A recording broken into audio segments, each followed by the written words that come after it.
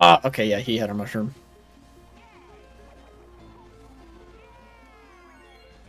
Imagine? Oh, dude, that would have been sick. All right. Let's get that video ready. X-rays. Where's the React Andy window? Here it is. Properties. Film theory. How YouTube broke your brain. There it is. Mr. Beast? Funny Mr. Beast? This is just like Funny Mr. Beast Squid Game, the one time with Funny Mr. Beast. Phenomenal. He's holding a phone and the phone is cracked and it says "I'm dead" inside in the YouTube search bar. Let's take a look about Matpat's thoughts on YouTube and how it breaks your brain and depression and some such. Your favorite YouTuber is killing pop culture. Whether it's me, Mr. Beast, the Game Grumps, Binging with Babish, we are all guilty. In fact, all of YouTube's guilty. I don't know who Binging with Babish is, but I do know who the other ones are. And it's not just on this platform either. Netflix, Disney Plus, yeah, them too. Max, Prime Video, absolutely. When it comes right down to it, on-demand viewing of entertainment has slowly eroded away the very fabric of our collective cultural identity. And whether you realize it or not, that's a key reason why many of you watching right now are suffering from depression. That's why anxiety levels are on the rise. It's why America is a political hotbed and why so many people are questioning how they fit into the world right now. It's all because of this. Behind me are the most expensive cars in the world. My ability to stream Mr. Beast right now, or The Office. Today, that's so true. Smoking is gonna save lives. Or Avengers. Or Bewitched. Ketchup with my oatmeal. Or Friends. Or Breaking Wow, Bad. Or the Game whole of Thrones, world at or your Game fingertips. Theory, or Film Oh, Theory. Jesus. Sensory overstimulus. I'm sure that's the point. But that's a really big claim. Wonder how he's going to substantiate it. I'm sure he is. Matpat, like, although I've seen some of his theory videos and he doesn't have the greatest track record in terms of predictive power, I do give him the credit of being a very smart guy and understanding social media at the very least. This, you know, should be at the very least interesting and food for thought. But yeah, the right off the bat, what I could see myself agreeing with is if he makes the argument about, like, the social connection that used to come with the consumption of certain forms of media have been eroded away by virtue of them now being consumable in an antisocial fashion, then I would totally agree with that argument. I think that's a very strong argument to make. But like I said, I don't know if he's gonna say that or not. Let me unpause on this straight away here. Again, trying to pause and unpause in spurts because of content ID and stuff.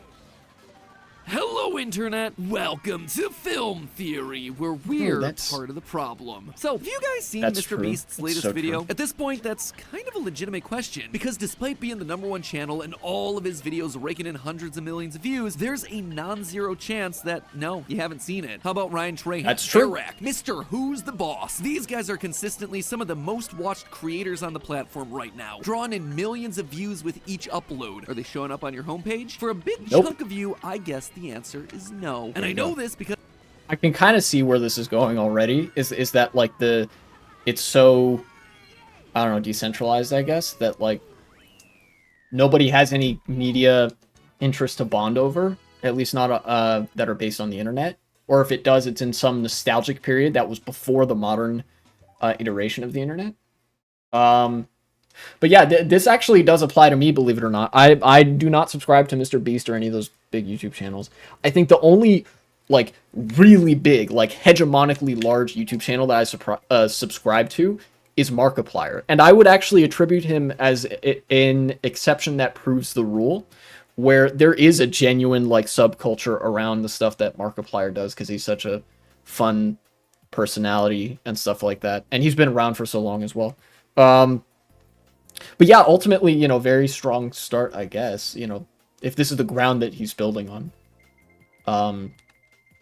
Yeah.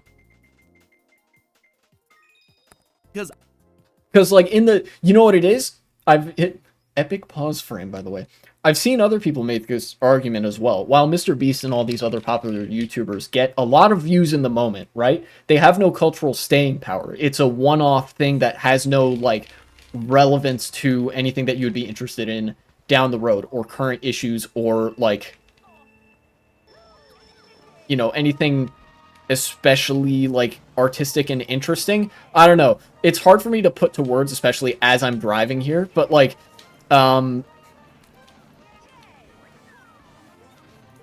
it's like a content slop. That's what it is. Like, a lot of modern stuff, even if it's not content slop, has some elements of that in it that would necessarily, like, lead it to be not culturally relevant for very long, or have very little cultural impact outside of the moment. I'll get to a straightaway and then I'll continue here. It's a straightaway, kind of. I do actively watch their stuff, and they're not showing up for me. For some reason, their videos just aren't ones that YouTube's algorithms are recommending to me. Hey, you've noticed this, right? YouTube is different this year. Recommendations feel different. Older videos are cropping up. There's more shorts everywhere. Smaller creators are getting more visibility, and the things that you're being recommended are more tied to what you've searched for or watched recently. I mean, I watched the Hot Ones interview with musician Dave Grohl, and YouTube thinks I'm obsessed with drumming. I'm getting recommended drummer covers and drummer reviews and drummer lore. Did you even know that there was drummer lore? Because let me tell you, there is. Basically what's going on here is that this year has seen some massive changes on the platform, which merits a whole separate conversation unto itself, but the long and short of it is that my YouTube doesn't look like your YouTube anymore. You know what really proved this one to me? Skibbity Toilet. Seriously. True story, I was recently talking to a big room of Google's higher-ups, and I asked them if they'd ever seen a Skibbity Toilet video. You know, that insanely popular series of viral shorts that's gotten over 35 million subscribers and 12 billion views on their platform in the last 5 months alone. Not a single person in the room had ever heard of it. Regardless of whether you think Skibbity is pure... Here, let me pause it again, because I have some things to say. I have some thoughts on this. Yeah, I've noticed this too. YouTube does not recommend content anymore based on your subscriptions. It is the weirdest fucking thing to me that the subscribe button on YouTube is basically useless for the viewer now. You know? Like, the subscribe button, it's useful for the creator themselves, but it is no longer a tool that can be reliably used by your average YouTube viewer, such as myself. You know, like, even though I am also a creator, subscribing helps me as a creator, but it does not help me as a viewer, like, when I subscribe to somebody. It doesn't make me get their content recommended. There happens to be a decently big overlap between the channels that I subscribe to and the channels that I watch. But that's like, and that's what, you know, gets me the recommendations of channels that I am subscribed to, is because I regularly watch them. As a matter of personal advice, I would recommend that more people do this. Like, you just go through and purge any, like, inactive YouTube subscriptions or channels that haven't posted in a long time or anything like that. You know, that'll help clean up your recommendation feed a bit. But, the core problem here is one of like, the algorithm itself. And, like, it's ultimately, it's kind of dumb and stupid and fucking, like, counterproductive. It's like anti-engaging that you don't get recommendations from your subscribed channels, right? Like, you subscribe to it for a reason. You should be getting videos recommended from them. Even when I have notifications turned on for channels that I subscribe to, I don't get notified. And when I have channels set to personalized or no notifications, I will still get notifications from them. YouTube is on a fundamental level broken. And I don't mean that in the sense of, like, it's too far gone, there's no fixing it. No, I mean broken as in it's like a porcelain cup that you have dropped on the floor and it has shattered. It is no longer functional, but the pieces are all there and you can fix it. Like, the most literal sense of the word broken is what I'm using here. gold or should be flushed down the toilet it came from, that right there, that is telling. And it's not just here on YouTube either. TikTok is really the one that started this whole trend. That's why you always hear people asking, God, hey, I hate what's TikTok. on your TikTok? Because in a world where algorithms are selecting That's what true. content you see, there's no guarantee that when I play this, That's suspicious. you know what I'm referring. Every copy of Mario 64 is personalized but real. That might be why like that had so much impact when it first became a thing. That creepypasta. For those of you not familiar, the creepypasta basically goes that like, oh, Mario 64 will change itself based on the person playing. Probably the reason that worked as a story is because there's social media that literally does that. In fact, most social media outlets do this. YouTube and Twitter being the two that I use the most often, and that in my mind are the biggest offenders. Because the same way that I don't get content recommended from people that I subscribe to on YouTube, I also don't get tweets in my feed from people that I follow on Twitter, even in the following tab. And I know for a goddamn fact that these people are tweeting a lot. To. The good of this is that you're likely getting served content that's precisely targeted at your unique viewing habits. The bad is that fewer people are now watching the same things. Yeah, okay. This is another bit. I'm glad Matpat brought this up, is that this model is designed to maximize the lowest common denominator engagement. It's designed to hold your attention for just long enough to click the next thing, because that actually gets more money for YouTube, Google, whatever. It's really regrettable. This is actually a feature of capitalism. Wouldn't you know it? Wow, shocking. The man who's a socialist using this video and it being like, wow, this is a problem inherent to capitalism. But it is the ever growing demand for profit seeking that is certainly present in a lot of market systems, but is especially present in this hierarchical return on investment, like shareholder-driven capitalist model, is the driving force behind what a lot of people on the internet would call enshittification. The making of social media outlets and just websites in general to be worse, because that gets more revenue in the short term. And when you get more revenue in the short term, if you can make that last for a couple of months, that makes your shareholders really happy, and it incentivizes you to keep doing that if you are one of these companies that engages in this. Meanwhile, the alternative of like having a more balanced recommendation system that would in equal parts try to give you new things and also recommend the stuff that you are already subscribed to, things that are literally like written indicators of what your likes and preferences are, that would be better not only for like, that would be better rather than just for short-term engagement. It'd be better for a more like emotionally invested audience, but that stuff is hard to write on a balance book sheet, so companies don't care about that.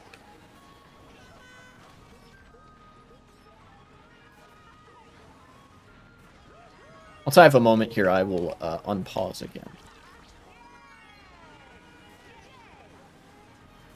That moment is continues to elude me, unfortunately. Oh no, I have to take this route. Oh shit, that actually kind of worked. And believe it or not, Nice. but watching the same things is a critical part of human survival. In Yes, short, it if you've is. been feeling lonely or Shared anxious cultural or depressed, references, or potentially people. all three, it's because the world has become increasingly fragmented. And on-demand streaming entertainment is a perfect representative of why you're feeling that way. So let's talk about that, and Yep. also Yeah, shared cultural references and shared memes. Believe it or not, people understanding the same memes is unironically one of the longest standing forces of human social bonding, right? When you have common interests and things that you and your comrades can both talk about and know about, that goes an extraordinarily long way to building community and social connections just in general, which is conversely why it can be so harmful when that isn't present, when everybody's getting such a personally tailored and curated feed that is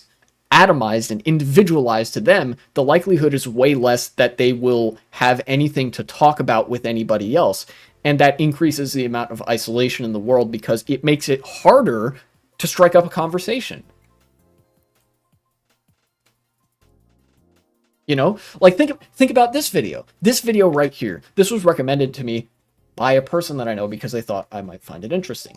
But because of the nature of the YouTube algorithm, how many people out there would have also seen or heard of this video? They might have heard of Matpat. They might know who Game Theory is. But like, what is the likelihood that any given piece of content on YouTube, even something as interesting and thought-provoking as this, or like a long-form video essay or something like that, what is the likelihood that I would be able to go and talk to somebody and make conversation about that content, about that media? It's basically zero, because the cultural impact is so diffused, personalized, and atomized as to be non-existent.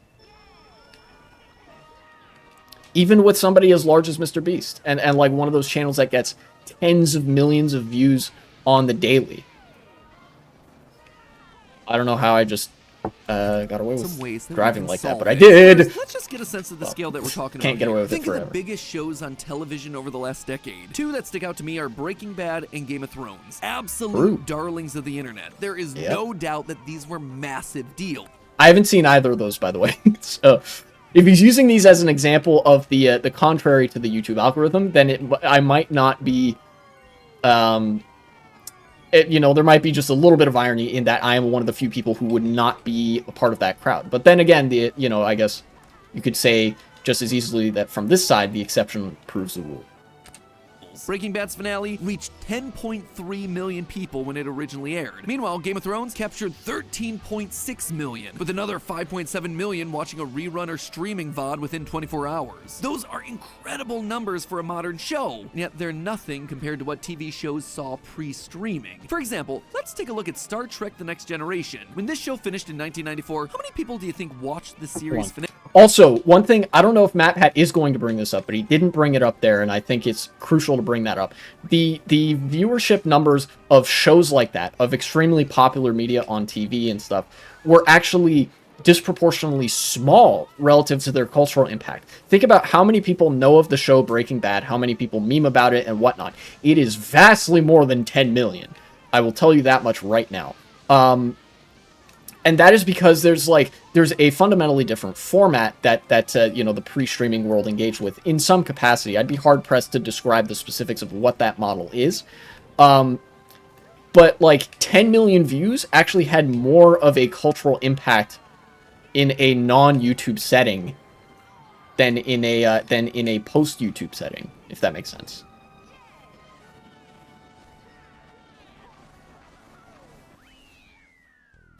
Finale. More than 31 million. A show that, at the time, was considered by many to be niche nerd content. And also, this is also the case for Star Trek. Even though there are some places where you can watch Star Trek: The Next Generation online, originally it just aired on TV. And the 31 million viewership number is not representative of how many people the show actually reached as a cultural mainstay. There are vastly more than 30 million people that know what Star Trek is and are capable of recognizing it as some sort of cultural touchstone, and capable of like making jokes, creating memes, whatever, about things that actually happened in the show, even if they hadn't seen it. Maybe this is just me jumping to the end of the argument that Matpat is maybe taking a little bit longer to make, but actually tapped into nearly 3 times the viewers of a modern program. And the numbers just get more insane as you look across more popular IP. 52.5 million people watched Friends as it ended. That's kind of wild. Hey, what's up, 1v3? I'm doing the Matpat video. Unless this isn't the one you thought of, in which case I have it in another tab. Yeah. Seinfeld got a whopping 76.3 million viewers. I kid you not, people were literally gathered at Times Square to watch the finale together. Cheers was sent off with 80.4 million viewers, and MASH ended with nearly 106 million people, making it the single most watched broadcast in American history that wasn't a Super Bowl, a president resigning, or a moon landing. Sure, Mr. Beast can... You know how big of cultural touchstones these are? I've seen MASH. I have watched that show. That show aired in the 1970s, and it was about the 1950s. It was about the Korean War. I've watched that show because it still plays on television, you know? And And, you know, obviously I know what most of these other shows are. I haven't watched most of them. Yeah. Like, even somebody like me, I'm like, I'm one of the people that you would be able to fairly levy the criticism, like, hey, you should get out more. Yes, I should, and I'm working on that. But, like, even me in my having not gotten out as much, I have seen MASH. I know about that show. I know what it is, what it's about. I've seen episodes of it, and I recognize it as a cultural frame of reference, not only for a generation of people, but, like, for an entire nationality. It was like an icon of American anti-war sentiment in the 1970s and I think it was just late 1970s. You know, because that was when Vietnam was happening. Can pull 100 million viewers no sweat, but that's talking global numbers across the span of a couple days, with ads that are randomly decided by an algorithm based on your tastes and randomly placed throughout the video based on how you tend to watch videos. By contrast, these massive TV moments were people all at the same time, all in the US, all watching an event unfold together in real time. It was scheduled into their lives. Streets were empty. Everyone was fed the same commercials at the exact same time. And when it ended, everyone was released as one big unit. So afterwards, when I said, "The tribe has spoken," or "What's up?" or "Eat my shorts," you got it. You knew the references I was citing, and you were able to respond back in kind. It was a shared cultural lingo that you could reasonably assume most people you talked to had also been exposed to. But think about what that means in the age of on-demand video, in the age of YouTube, of TikTok and Netflix. What can you rely on people to actually know? That's just a theory? Yeah, okay, so Matpat was just going a longer route to make the same argument that I was making about these shows, is that they represent massive cultural touchstones that actually exercise an amount of influence disproportionately larger than the amount of viewers they drew in the moment, even though they drew a massive amount of viewers in the moment.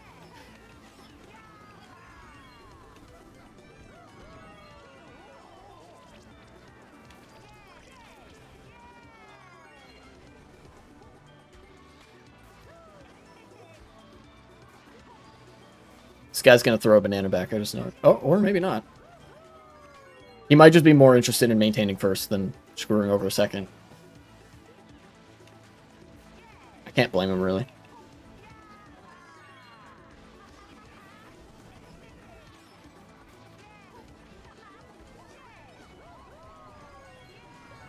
Holy, am I gonna get first because of this? That would be wild. No, okay, almost.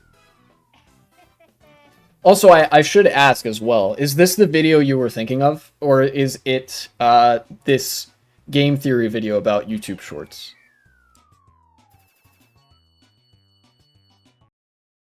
Maybe, but for as big as our channels are, we've always been niche. Like, comment, and subscribe. Sure, but it's also too broad. It's too vague. That's on everything from a beauty vlog to a locksmithing how-to. It says nothing about who you are. One of, but not the. I can find that one. Just give me a sec. Okay.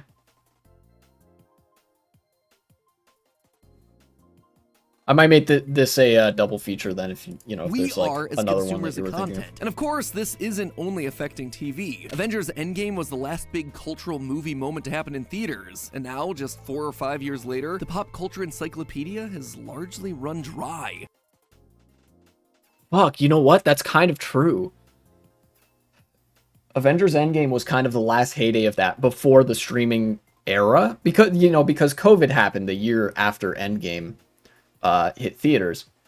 I think for me, it seems like the only massive cultural reference, right? The cultural touchstones that we're talking about, right? They revolve around a certain ubiquity of experiencing the media in more or less the same context, and being able to talk not just about that media, but about the experience and the context in which you watched it. The one thing I can think of after Endgame was the Spider-Verse movie that came out in 2022. Need to exercise whatever advantage I can get my hands on here. Kind of weird. Alright. Here's to hoping I don't drive like shit this lap. That'd be preferable. Ah, okay. Shock. Makes sense. IP like Marvel and Star Wars were among the last holdouts of shared cultural touchstones, but because of how That they've is been true, I strip think. mined for content, their importance Yep. and relevance have largely been Yeah. on the downswing, with ever-decreasing box office returns. And what's risen up to replace them? Nothing. Damn it. Well, nothing except the Taylor Swift Eras Tour streaming. You know what's interesting? I think Star Wars had one tiny resurgence in like the popular, the complete popular lexicon with Andor. Like the show was so good that everybody was talking about it. But like, I think if anything, that goes to prove Matpat's point, but that to reconstruct the kind of cultural language that shared media used to be, the bar is so high. Like, Across the Spider-Verse was literally like had academics, anarchists, leftists, theorists, and social scientists of all stripes poring over it for the themes, motifs, writing, and political undertones that were present in it, as well as its like heavily implied trans characterization and things like that. This is the one you meant? Okay. And then with Andor, same thing. Everybody that was invested in these like very deep, very complex subjects, you know, social scientists, theorists, political junkies, whatever, video essayists, poured in to talk about Andor because it met that high bar. But like that bar, that's almost impossibly high. You know, like it used to be media that wasn't even especially good could be a cultural touchstone because it was mainstream and it was in a central place at the same time every time. And it was like, it wasn't this algorithm-driven content, such as the case with Friends, a show that I would argue is not that good. And there are certainly a couple other shows. Not everybody agrees that all these shows that were like mainstay cultural touchstones were good, but they still know about them and they know they exist because they were so popular either when they were airing or like shortly after or whatever, and they were all like airing in the same place at the same time, whatever. You know, there's so much more of a wall that has to be breached now. You know, the wall of like the algorithm and whatever, if that makes sense. Ironically, the accessibility of content presents the greatest obstacle to people accessing in a shared cultural sense content. And by content I just mean like media. You know, the increasing accessibility of media ironically is the biggest thing that is preventing people from accessing media in a social context. Because now it's accessible in a non-social context, an individual in heavily individualized context.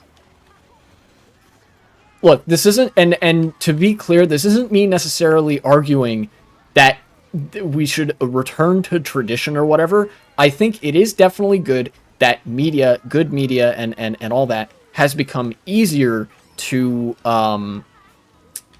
access for people to watch shows that they enjoy, movies that they enjoy, and things like that. But it's a very complex genie and bottle situation. This is a historical trend that bears with it all sorts of different problems and implications, but it also represents such an upgrade as far as our leisure time to what we had before that you can't reasonably be expected to live without it now that you have it. You know?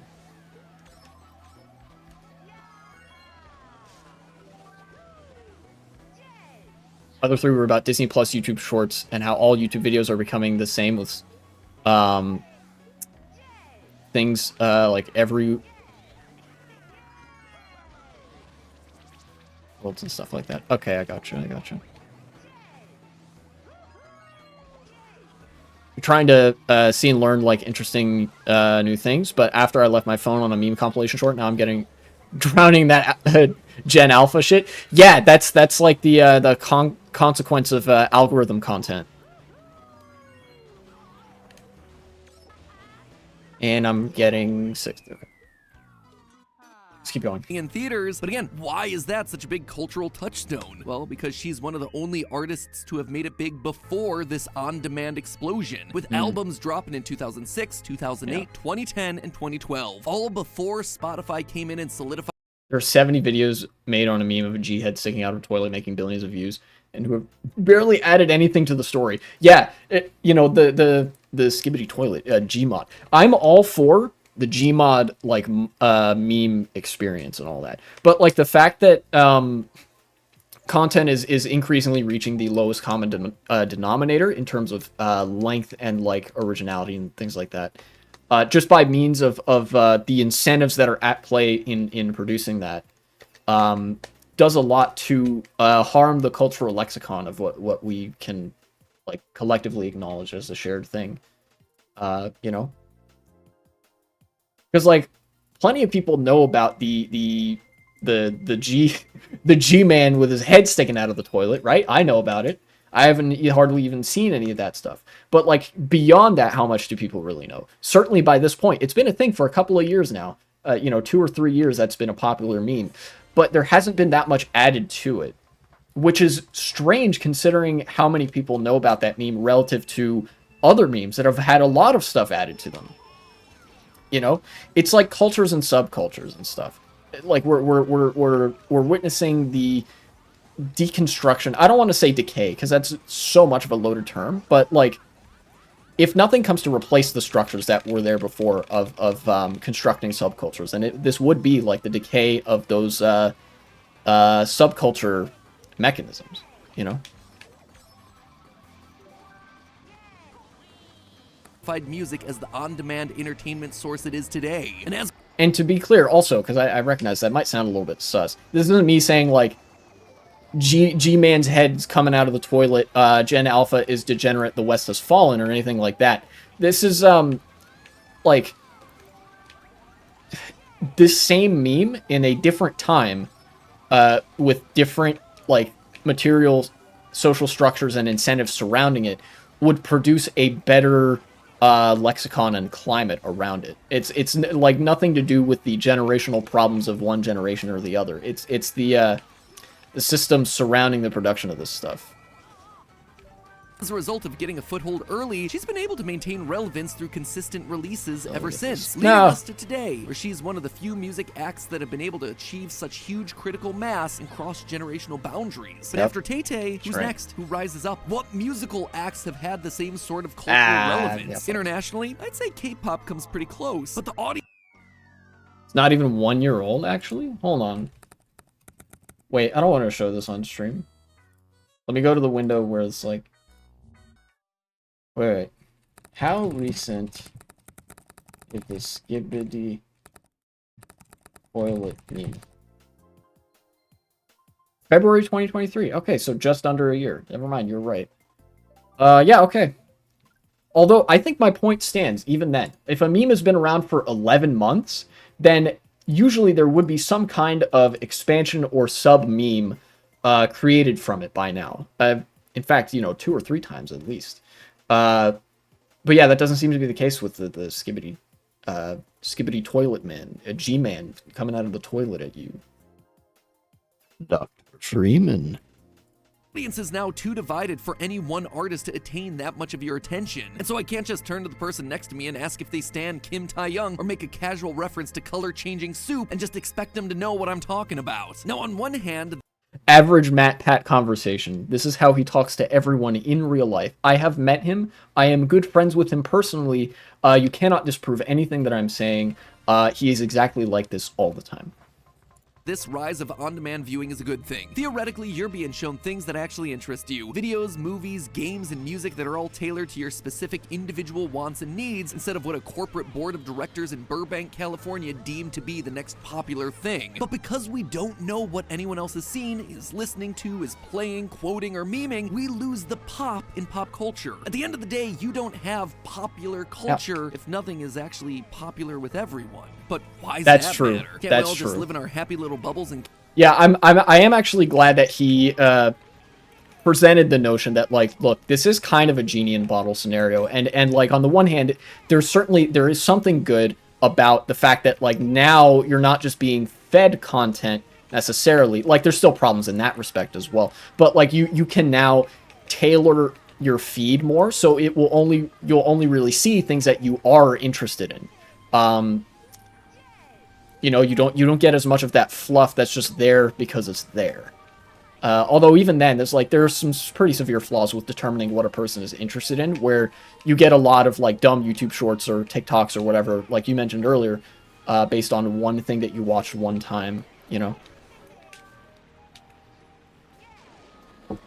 Carry on. Well, it turns out that at the end of the day, It's almost like the algorithm like shows you things that will hold your interest rather than show you things that you're actively interested in. If that makes sense. You know, that like there's a difference between that. I swear you can trick off that. today, that bubble doesn't end up being very happy. The reason is that popular culture supplies us with a lot more than hummable tunes and weird euphoria clips where everyone's crying. It supplies us with connection. One of the easiest ways to connect with someone there we that you go. don't know is to find a piece of IP that you both know something about. Wait a minute, you Sonic also the watched the Hedgehog. finale of Seinfeld? Well, hello! Oh, you saw Infinity War? Why didn't they just go for the head? You listened to Taylor Swift too? That's awesome. What era's your favorite? But as pop culture becomes more individualized, All good examples. the group we feel that we can truly connect with becomes smaller and smaller. Yes, Does that sound like yes. I'm overstating the... And you know what that is? You know what that actually is? I'm gonna like keep it fucking 100 with you. That is the atomization of late stage capitalism. I talked about this a little bit, I think last stream or the stream before, where like one of the reasons for the isolation that we're now seeing is things are so like tailored on the margins to individual interests, but also like to the ideology of hyper-individualism, that it's almost like anything beyond the individual need not be considered. You know, like there are so many things, so many structures and infrastructures and superstructures that have ceased to function as a means of collecting humans and more so exists as a way of categorizing humans. Again, this is like atomization is a very complex subject, but you know, this is a trend that exists far and wide, not just on YouTube, not just on social media, but even in the way that we build cities and in the way that we organize economies. People are getting more isolated because the means of forming social connections, either around cultural touchstones or shared business connections or shared community ties, are becoming fewer and further between as everything gets more put on an like algorithm driven platform or whatever it may be, you know? And all of that is because companies that manage services and whatever through which people would engage with each other are now taking the personal engagement out of it and instead introducing an algorithm that will substitute the answer for you instead of you like talking to people in order to find that answer. Does that make sense? It like, to give a parallel example to this, YouTube giving you algorithm recommended content that is personalized to you, rather than TV shows that were on at, you know, in the same place at the same time that everybody could engage with, is kind of like how now, if you want to get a babysitter for your kid, you would contact a service online and just look at a babysitting board and just click on a person that you think looks good, instead of, you know, asking around the neighborhood like people used to. Although again, look, I think we're at that point now. If you really want to get into this phenomenon, if you really want to learn about it, because I'm by no means an expert on it, you know, and I'm not like qualified to talk about it as though I am an expert. Please look up some research on this, on the phenomenon of atomization and hyper-individualism. It's a very interesting phenomenon and very, very massive in terms of the problems it represents for well, mental health and the stability of communities in general. Importance of these Anyway, connections. back to the Well, video. it turns out the fracturing of pop culture platforms coincides with a huge rise in feelings of loneliness and isolation in our society, especially here in the US, where we've already placed a high value on the idea of independence. A Gallup poll Yes, in 1980 there we go. showed that 20%. Damn, Matpat made my point in a way more succinct way than I could make it. Thank you for that. Yeah, the hyper-individualism is leading to this, like, you know, increasing loneliness, because it's like everybody's becoming an island in their own world. It's like that you're not connected to anything else.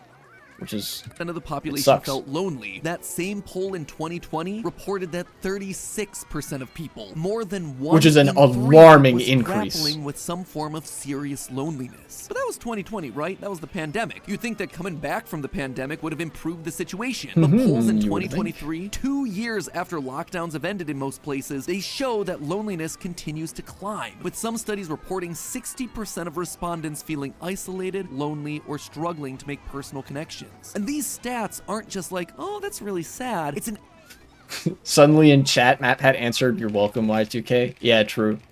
Yeah, he's in my chat spiritually right now. He's in fact stream sniping me from beyond time and space as he was making this video.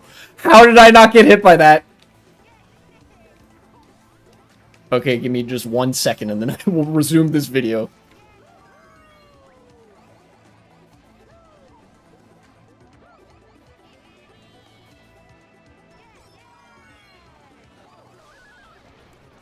epidemic that disproportionately affects people under the age of 25. That's not to Yes! say older generations Oh haven't my dealt God. with mental health or loneliness. They do, frequently, but it often goes That's so true. underdiagnosed in those populations. That said, the statistics overwhelmingly show that the vast majority of younger people are dealing with loneliness on a mushroom? regular Dang. basis. And they're, of course, also the people that have spent their lives in this fractured pop cultural world with fewer anchor points that connect them to other people. Instead, the only things that unite us now, the only That bomb was influenced by the Mr. Matt himself. True, he's always looking out for me right now.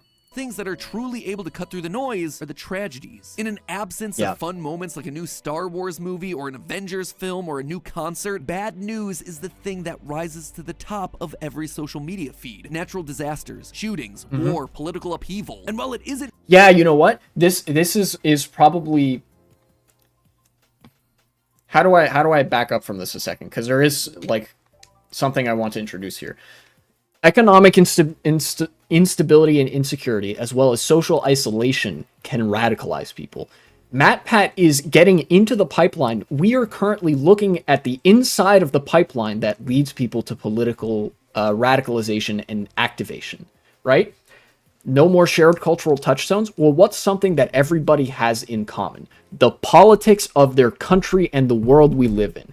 You know, that's why you see a lot of people doomer posting on Twitter. People who aren't even like very avid followers of politics or like interested in political philosophy or whatever, doomer posting about World War III, because that is a shared cultural touchstone that everybody will see and recognize and be like, oh, haha, there is a lot of political instability in the world right now. And it feels like at any given moment, a regional war could break out. That's something that everybody can recognize. And that's having to fill the vacuum of like media that's no longer there. You know, in addition to it being like people sort of turning to try to get answers for previously existing economic insecurities, it's now becoming an outlet for people to try to explore newfound insecurities that weren't there before. Things that were introduced by like the COVID pandemic or, you know, stuff like that.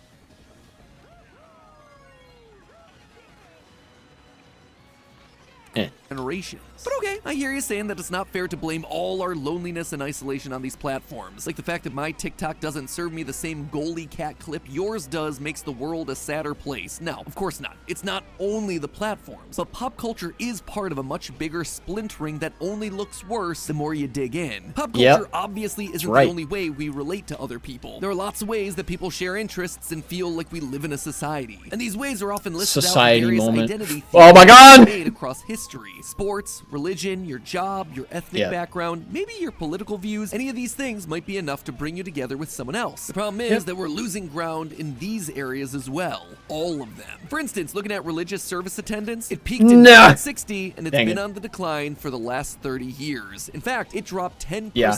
I have some thoughts of my own about you know, religion as a concept, but it is also the case that religious institutions in local communities served actually a more secular function, where they would be community gathering places independent of their religious connotations. You know, the fact that like Sunday service and whatever existed is not just significant for its religious like connotations. I think the religious part of that is cringe. But the fact that like the fact that it was a meeting place where everybody would go in an organized fashion every week to talk and participate in certain common rituals of like societal engagement, whatever, was very much like that is a function that every society actually needs to perform if it wants to remain stable and active.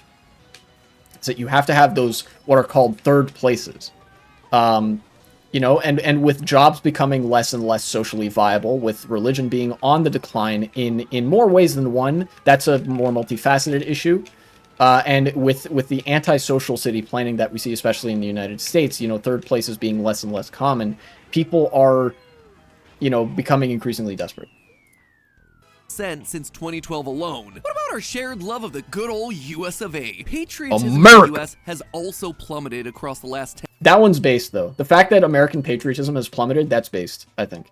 Nationalism is cringe, even though it can represent like a cultural touchstone for a lot of people. I think this is better than not. Although it is definitely like, this is without a doubt a component part of the social isolation that Matpat is analyzing here. But I would actually attribute this in equal parts as a product of this isolation rather than a cause of it. Because when people get disillusioned as to the existing forces in their life, they tend to reject the narratives that would assert everything is okay when it's not, if that makes sense. Like, a lot of people might turn to politics, become disillusioned with the way that America conducts itself in domestic and international politics, and lose patriotism that they once had, or, like, just not be particularly patriotic, because, like, what do I have to love my country for? What has my country done for me? Not a fucking thing, you know? And that's more, like, that's more resulting from the isolation than causing it, if that makes sense. You know? 10 years, most significantly among younger people. On top of being the prime demographic to feel lonely and yeah, there we isolated, go. young people on platforms like YouTube and TikTok are also more likely to be politically informed, and they've become cynical about their political identity. In 2016, almost 40% of people under 29 reported feeling proud to be an American, and then they hummed that lyric by Lee Greenwood. Checking back in 2023, that number is just 18%. So, okay, not really connected on religion or patriotism, but hey, you can always meet people at your job.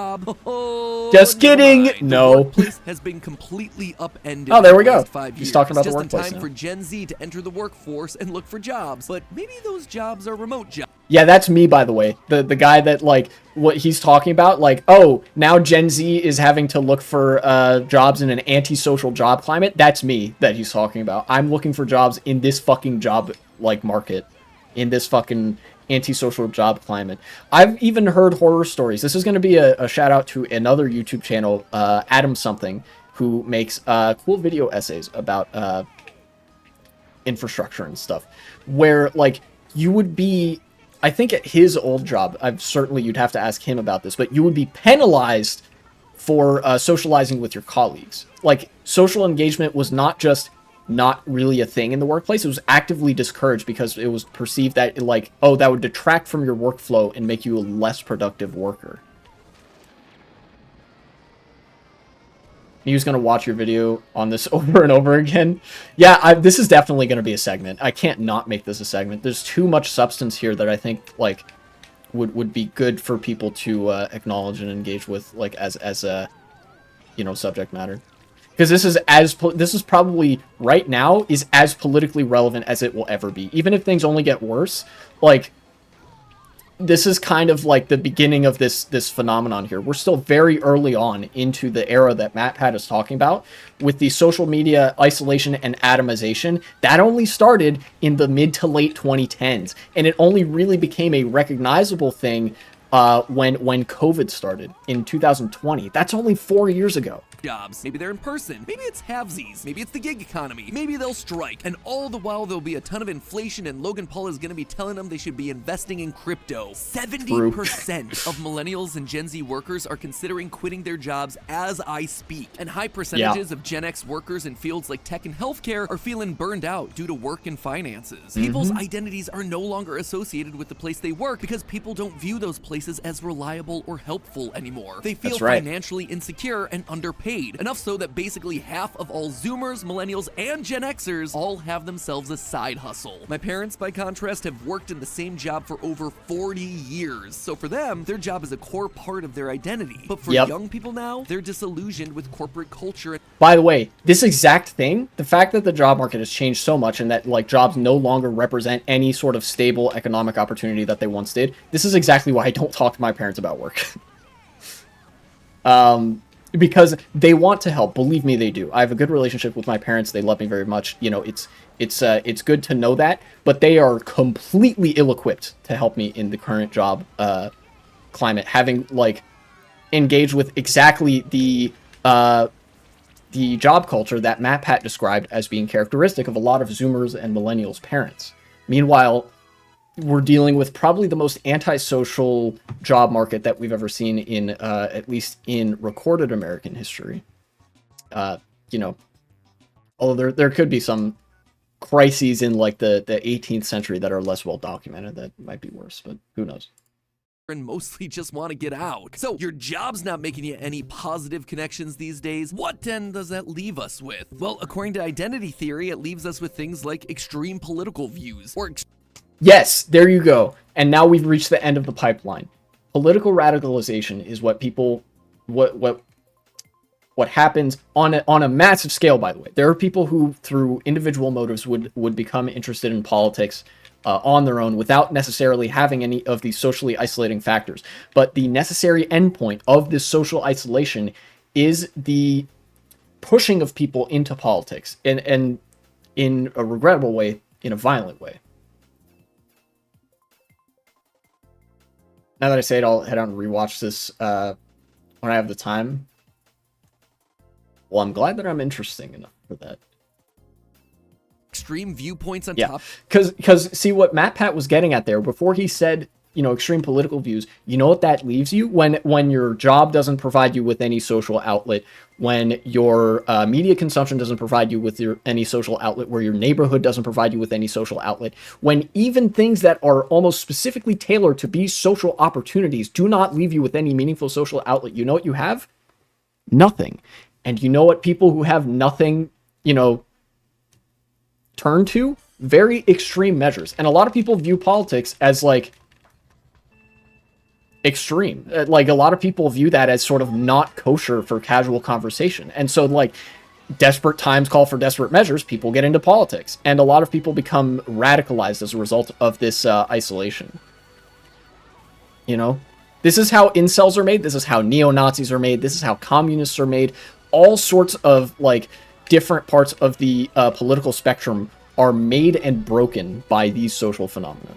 Topics like gender or extreme stances on race. All these areas where we've historically worked to break down barriers, improve communication, and at least attempt to work together. Instead, walls are now getting built back up as we attempt to define ourselves by how we're different from the other side. The scope of all of those things goes well beyond this little old theory on the internet, but suffice it to say, these are areas.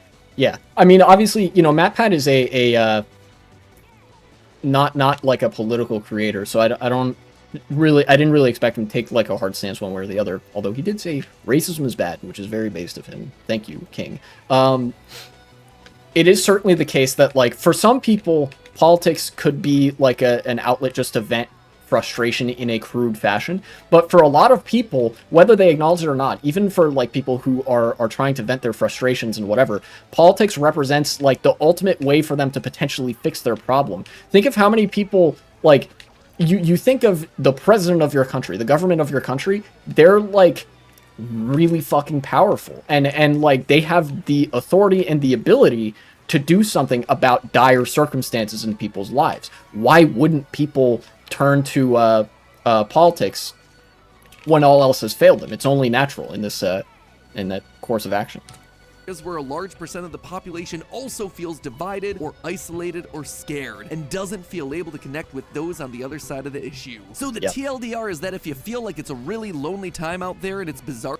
To be fair, it does not help that you know, Nazis on the far right literally do not view queer people as human and want to kill you if you are queer. You know, that doesn't help in finding social connections and like I don't know, having humanizing and shared cultural experiences. But, you know, I digress.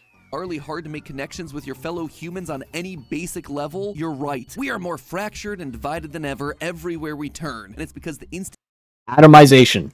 Institutions around us that used to give us connection and identity are crumbling. So what then? Not only crumbling. This is the first, I think, slight issue that I've had with like, actually no. You know what? This is a nitpick more than anything.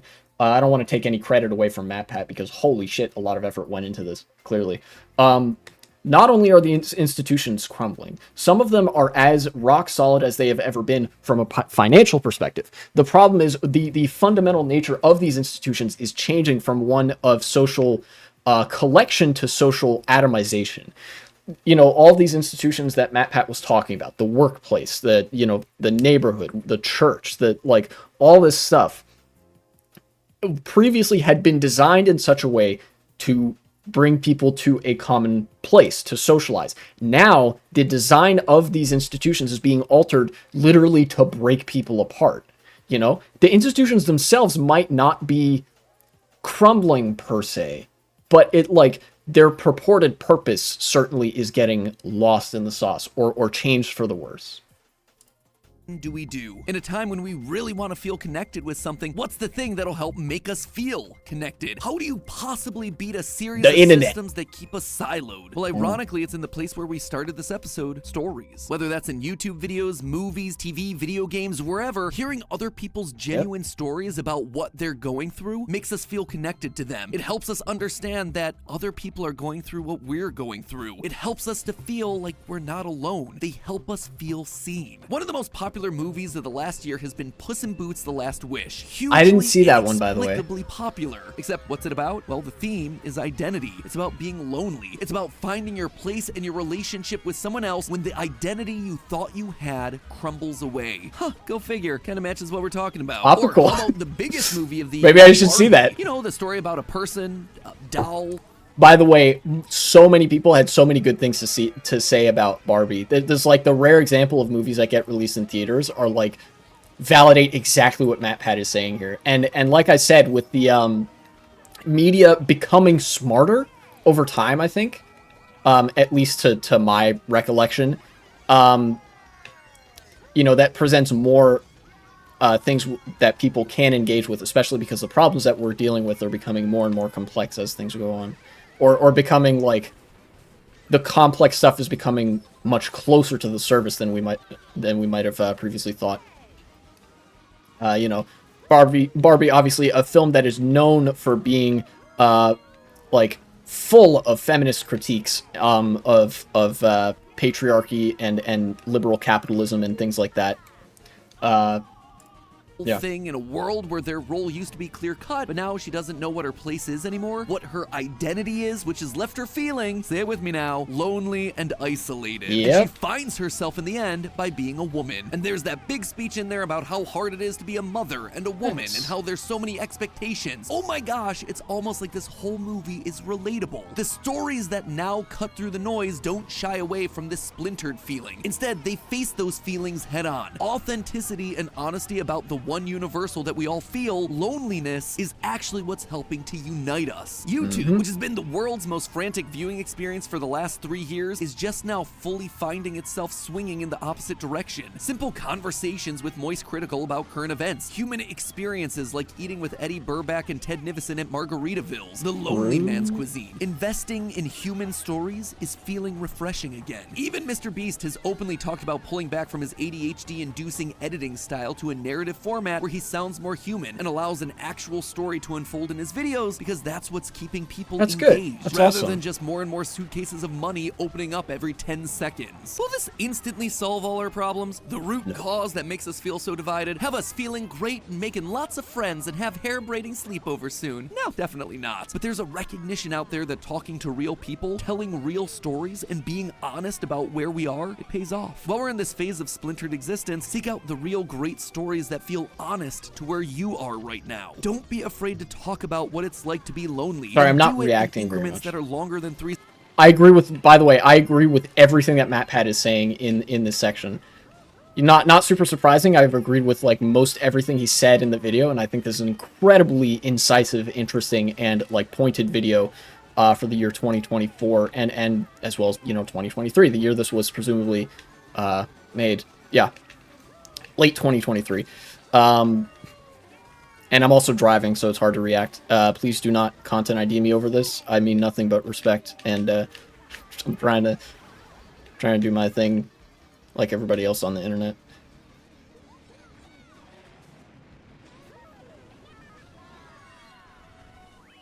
I got fifth somehow. 3 seconds. You could even go out on a limb and not set it to a trending sound. It's not... I think, okay. Actually, I did want to say something about the like more human-centric content that is becoming more and more popular on YouTube. People are emotionally invested in the well-being of other people, whether that be for the better or for the worse. Like whether people are good and want to see other people's lives being good, or whether people are evil and want to see the harm of others. People like to hear the details and like see a vivid story or hear a vivid story and whatever. And that's led to a lot of people engaging with like long form content, the rise of podcasts and whatnot, video essays and things like that. And I think to some measure, there are critiques that I can make into every fucking thing on the planet. But I think that presents an opportunity, like Matpat was saying, for people to bring their attention back to other people. It's sort of like almost like a rejection of atomization. The development of parasocial relationships online to content creators is an attempt to develop community where none yet existed, to develop those shared cultural touchstones in some form or another. And although that's obviously in some way that's like, it's kind of a weak, desperate attempt by all of us to recreate institutions that do exist but no longer serve the function that they are supposed to, and no longer serve the function that we want them to, because we want our lives to be better. That's the pretty human tendency. Guaranteed that everyone else will see the same things you will, watch the same movies you will, play the same games, or have the same experiences. But the important thing is that by watching and sharing stories, whoa, I landed on that guy. We'll start a new pop cultural trend built on what it means to be human, with all the ups and downs that entails. And you know what? It's not a bad place to start. But hey, that's just a theory, a film theory, and cut. That was a whole lot more than a film theory. But I did enjoy it. I'm definitely not going to have time for any of the other Matpat videos. Honestly, I feel like that was a good encapsulation of the whole issue. I don't know if I would get anything new out of the other videos that Matpat made on a similar subject, You might even say that this collection of videos is like Das Kapital, and that this video is just like Karl Marx's Communist Manifesto, the readable pamphlet version. I'm very smart, thank you. Do I have any closing thoughts? I think now would be a good time for me to offer those if I do have them. But I don't know. I think, if nothing else, this video is so like definitely worth the consideration, right? Like, this video is a really good way of describing some of the social problems that we're experiencing, in a post-COVID world, where like all of the social tendencies of humanity have sort of been hollowed out by atomization over time, right? And that's not good. Because humans are social animals. We need that interaction. Whether you're an introvert, extrovert, whatever, you need the companionship of other people in order to survive. Otherwise you get depression and a whole host of things.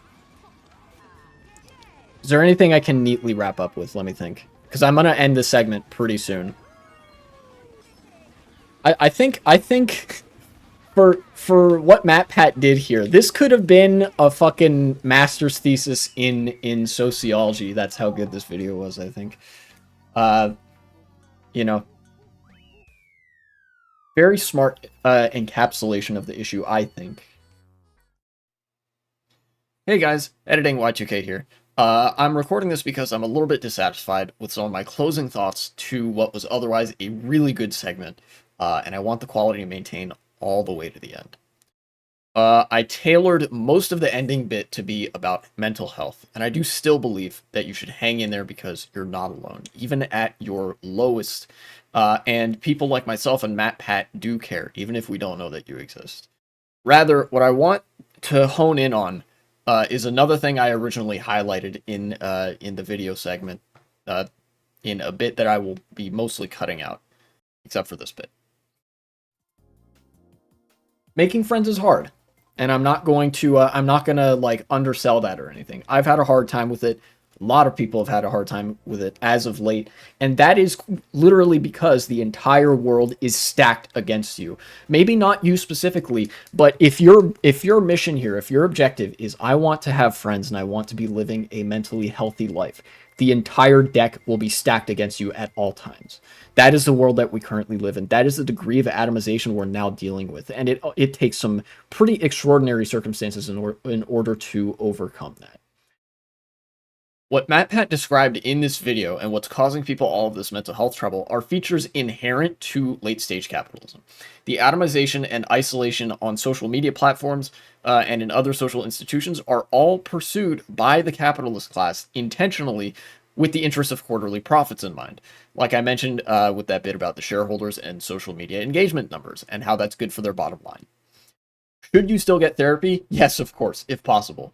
Anything you can do for personal survival and in service of your mental health is definitely advisable. But in this climate that we're dealing with, the root causes of all the antisociality of the post-COVID world have to do with capitalism.